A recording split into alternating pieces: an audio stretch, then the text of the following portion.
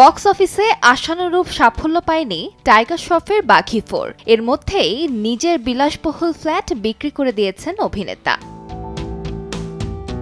বাঘি ও Baaghi 2 box অফিসে দুর্দান্ত সাফল্য পেলেও করোনার ধাক্কায় ভরাডুবি হয় বাঘি 3 এর। তাই বাঘি 4 নিয়ে দর্শকের প্রত্যাশা ছিল তুঙ্গে। বাঘি 4 এর ট্রেলার প্রকাশের পরই আলোচনায় আসে টাইগারের রক্তাক্ত লুক।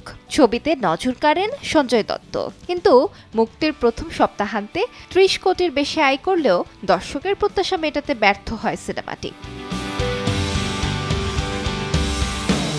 একদিকে সিনেমার ব্যর্থতা, অন্যদিকে আলোচনায় টাইগারের ফ্ল্যাট বিক্রির খবর। মুম্বাইয়ের রুস্তমজি প্যারামাউন্ট এর ২২ তলায় প্রায় ২,০০০ বর্গফুটের বিলাসবহুল ফ্ল্যাটটি তিনি কিনেছিলেন ২০১৮ সালে। সে সময় তার খরচ হয়েছিল ১১ কোটির বেশি।